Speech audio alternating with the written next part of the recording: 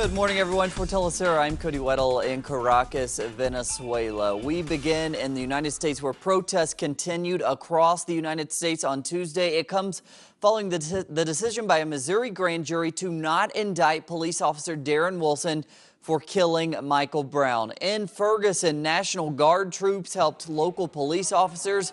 The officials clashed with protesters, some using tear gas and pepper spray. Protesters set a squad car on fire and broke windows at the city hall. Demonstrators also gathered in several cities across the nation, including Los Angeles, New York, and Atlanta. The story in Ferguson has made headlines around the world. UN Human Rights Chief Zeid Ra'ad al-Hussein has expressed deep concern about the high levels of police brutality suffered by African-American males in the U.S. The Russian Foreign Ministry's human rights envoy says protests in Ferguson and other U.S. cities show serious challenges to the American society and its stability. Chinese officials commented that no nation perfectly observes human rights. Now we go to Colombia, where the country remains focused on the upcoming release of recently detained General Rubén Darío Alzate by rebel forces. The FARC rebels say that the general's release could happen as early as this weekend. That's so long as the government calls off the massive military operations in the region where Darío Alzate would be freed. President Juan Manuel Santos called Tuesday's release of 2 soldiers by the rebels an important step toward resuming the peace talks. The Colombian government has not said whether it will call off military operations. Students from Mexico's main university, UNAM, have criticized President Enrique Peña Nieto for trying to justify repression with false claims. They say the president has not been truthful when claiming that protests are aimed at destabilizing the country. They also demand the release of 11 students accused of terrorism after being arrested November 20th during a protest in Mexico City. 2 months have gone by since the attack in Guerrero State against the Ayotzinapa students, and the fate of the 43 missing students remains unclear. The country awaits results from Austrian and Argentine forensic experts examining burnt remains found in 2 bags near Iguala that the government says belongs to the students.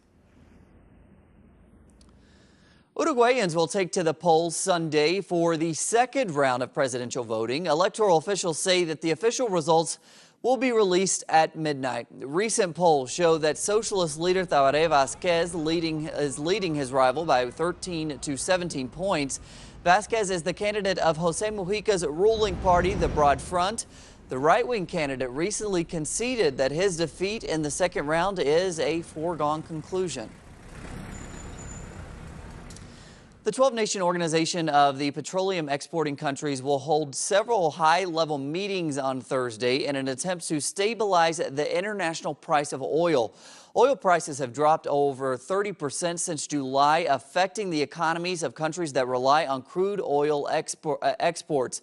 OPEC representatives will decide on whether to cut the cartel's oil production to curb declining prices. The results of the meeting will determine oil prices for many months to come.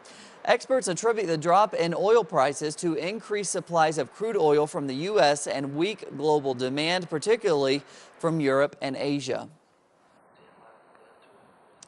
Eastern Ukrainian rebels have asked the United Nations to send international peacekeepers to the crisis-hit region. Donetsk authorities say that 3 more civilians have been killed by Kiev's shelling in the past 24 hours. That includes 2 killed when a projectile hit a minibus near the city airport. The Ukrainian government signed a ceasefire with the separatist rebels in September, but the truce has failed to end the 7 months of fighting. Nearly 1,000 people have been killed since the ceasefire came into effect. The United Nations has released a new report noting that the U.S.-led coalition against the Islamic State in Syria has killed 865 people, including 50 innocent civilians. That's since the start of the airstrikes in late September. The report came from UN Secretary General Ban Ki-moon, and he warned that the strikes alone cannot defeat the militant Islamic group. He also released estimates of the number of civilians killed by the bombing. Critics of the U.S.-led bombing warfare against ISIS in Iraq and Syria have asserted that not only is the tactic ineffective, but that it also encourages more people to join radical groups. And Islamic State extremists have demolished several ancient shrines and mosques in and around the historic northern Iraqi city of Mosul. At least 4 shrines of Sunni Arab or Sufi figures have been demolished, while 6 Shiite mosques have also been destroyed. As the war continues in Iraq and Syria, there are reports of airstrikes by Syrian government forces, which have killed at least 95 people and injured over 120 in an area known to be the training grounds and weapons depot for Islamic State militants. And to Europe now, where the head of Catalonia's regional government, Artur Mas, has called for traditional elections for independence for the region. It comes after a recent non-binding referendum on succession.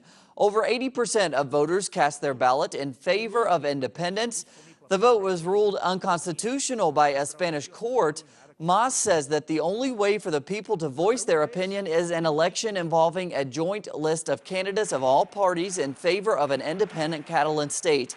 He says this election would prompt political parties to question the sovereignty issue, which would then be passed on to the region's parliament. And we're going to end with an update on the 22nd edition of the Central American and Caribbean Games. They're being held in the southeastern Mexican state of Veracruz. After 11 days of competitions, the Cuban team finally surpassed Mexico for first place. Cubans came out on top after winning various competitions in track and field. Cuba now holds 77 gold medals, 44 silver and 45 bronze for a total of 166 medals. Mexico has fallen to second place with 76 gold, 61 silver, 81 bronze. The Mexicans now have a total of 218 medals. Colombia is in third place with 52 gold, 54 silver, 53 bronze, and 159 total medals. Venezuela trails in fourth place with 42 gold, 51 silver, and 73 bronze. The Venezuelans have racked up a total of 166 medals. We have plenty more on those stories and others at our website, telesurtv.net/English. For Telesur English, I'm Cody Weddle. Hope you have a great day.